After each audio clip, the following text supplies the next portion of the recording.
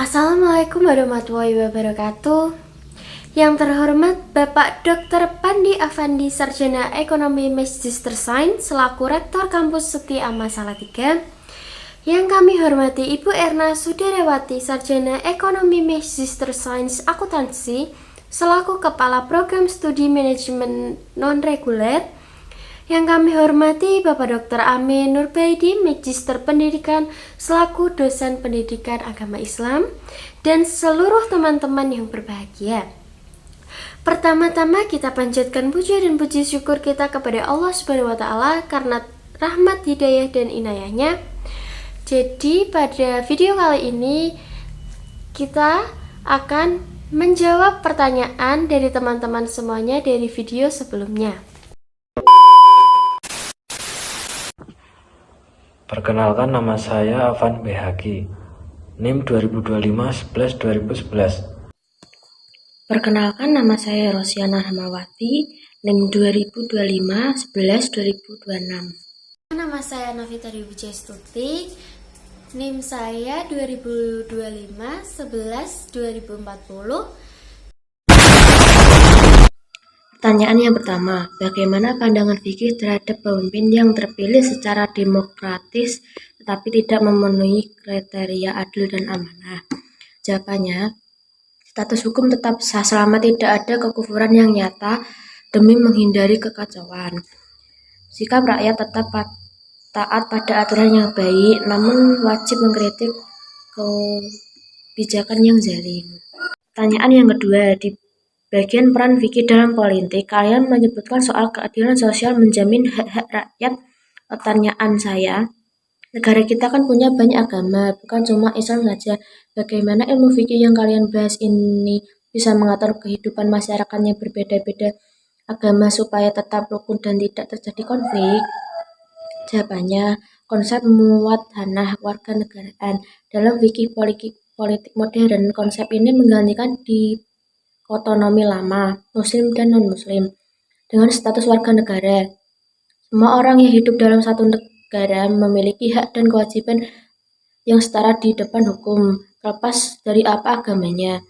Contoh, Piagam Madinah yang dibuat Nabi Muhammad SAW adalah prototipe pertama di mana umat Islam, Yahudi, dan suku-suku lain diakui sebagai satu kesatuan politik yang wajib saling melindungi.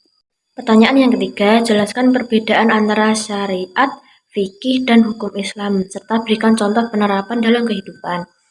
Yang pertama, syariat. Sumber utama syariat adalah seluruh ketetapan Allah Subhanahu wa Ta'ala yang terdapat dalam Al-Quran dan As-Sunnah. Hadis, sifatnya mutlak, suci, dan tidak berubah sepanjang zaman. Syariat mencakupi akidah, ibadah, dan akhlak. Contohnya, perintah untuk menegakkan keadilan, kewajiban sholat, dan larangan mencuri. Fikih adalah pemahaman atau interpretasi para ulama terhadap syariat untuk menjawab persoalan praktis. Sifatnya relatif, dinamis, dan tidak bisa terbeda antara satu ulama dengan ulama lainnya. Contohnya, bagaimana tata cara sholat di dalam pesawat, atau hukum menggunakan uang elektronik. Ini adalah produk fikih karena tidak ada teks spesifiknya di zaman Nabi. Sedangkan hukum Islam adalah istilah yang lebih umum, seringkali merujuk pada fikih yang sudah diserap ke dalam peraturan perundang-undangan suatu negara yang menjadi norma yang berlaku di dalam masyarakat. Contohnya, Komplikasi Hukum Islam (KHI) di Indonesia yang mengatur soal waris dan pernikahan di pengadilan agama. Pertanyaan pertama, bagaimana kelompok Anda membedakan antara orang yang hanya berinformasi banyak dengan orang yang benar-benar berilmu dalam pandangan Islam?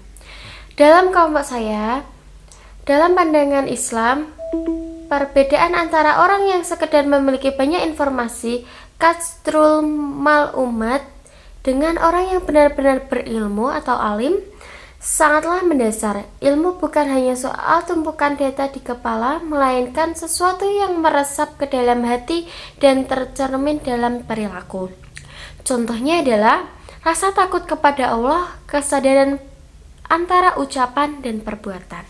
Pertanyaan kedua, apabila ilmu pengetahuan berkembang pesat tapi tidak diiringi peningkatan akhlak masyarakat, apakah dapat dikatakan bahwa ilmu tersebut telah dijalankan sesuai dengan prinsip Islam? Mengapa? Jawabannya adalah secara tegas, jawabannya adalah tidak. Apabila ilmu pengetahuan berkembang pesat, namun akhlak masyarakat justru merosot, maka ilmu tersebut dianggap telah kehilangan esensi dan ruhnya dalam pandangan Islam. Dalam perspektif Islam, ilmu dan akhlak adalah dua sisi dari satu mata uang yang tidak dapat dipisahkan. Pertanyaan ketiga, bagaimana ilmu pengetahuan dapat digunakan sebagai sarana dakwah untuk memperkuat nilai moral Islam di era digital? Ilmu pengetahuan, sains, dan teknologi bukan hanya sekedar alat bantu teknis, tetapi dalam Islam ia dipandang sebagai ayat kauniyah, tanda-tanda kekuasaan Allah di alam semesta. Menggunakan ilmu sebagai sarana dakwah berarti menghubungkan penemuan rasional dan keyakinan spiritual Islam. Nomor 11. Jelaskan manfaat ilmu fikih dalam kehidupan bermasyarakat dan berikan contohnya. Ilmu fikih adalah ilmu yang mempelajari hukum-hukum syariat Islam yang berkaitan dengan perbuatan manusia. Manfaat ilmu fikih dalam kehidupan bermasyarakat. Ilmu fikih membantu masyarakat mengetahui mana perbuatan yang halal, haram, wajib, sunnah, makruh, dan mubah sehingga interaksi sosial berjalan sesuai syariat. Contohnya, mengetahui hukum riba sehingga masyarakat menghindari praktik pinjam-meminjam dengan bunga yang merugikan. Nomor 12. Sebutkan contoh peran ilmu fikih dalam dunia politik agar terciptanya masyarakat baik. 1. Menciptakan ketertiban dan keharmonisan sosial. Ilmu fikih memberikan aturan yang jelas tentang hak dan kewajiban setiap individu sehingga kehidupan masyarakat berjalan tertib dan adil. Contohnya, aturan fikih tentu jual beli melarang penipu dan riba sehingga transaksi di masyarakat berlangsung jujur dan saling menguntungkan. Nomor 13. Sebutkan manfaat memahami ilmu fikih dalam kehidupan dan bagaimana pengaruh dalam lingkungan masyarakat. Manfaat memahami ilmu fikih dalam kehidupan sehari-hari adalah mengetahui hukum perbuatan. Fikih membantu seseorang memahami mana yang wajib, sunnah, haram, makruh, dan mubah sehingga dapat menjalani kehidupan sesuai syariat Islam. Membimbing ibadah dengan benar. Dengan fikih, ibadah seperti sholat, puasa, zakat, dan haji dapat dilakukan sesuai aturan dan terhindar dari kesalahan. Nomor 14. Jelaskan peran ilmu pengetahuan dalam menumbuhkan nilai moral masyarakat, meningkatkan kesadaran dan pemahaman. Ilmu pengetahuan membantu masyarakat memahami akibat dari setiap tindakan baik terhadap sesama manusia, lingkungan maupun generasi mendatang. Dengan pemahaman ini, individu lebih terdorong untuk bersikap bertanggung jawab dan bermoral, mendorong pola pikir kritis dan rasional. Melalui ilmu pengetahuan, masyarakat dilatih untuk berpikir logis, objektif, dan kritis. Sikap ini membantu seseorang membedakan mana yang benar dan salah berdasarkan fakta serta nilai kemanusiaan, bukan sekedar prasangka atau emosi. Nomor 15. Bagaimana ilmu dapat menumbuhkan nilai moral dalam kehidupan masyarakat? Ilmu menumbuhkan kesadaran dan tanggung jawab. Ilmu membantu manusia memahami akibat dari setiap tindakan. Misalnya, ilmu lingkungan membuat manusia sadar bahwa perusakan alam akan berdampak pada kehidupan generasi mendatang. Kesadaran ini menumbuhkan nilai moral seperti tanggung jawab, kepedulian, dan kehati-hatian. Ilmu melatih kejujuran dan objektivitas. Dalam proses ilmiah, kejujuran sangat penting.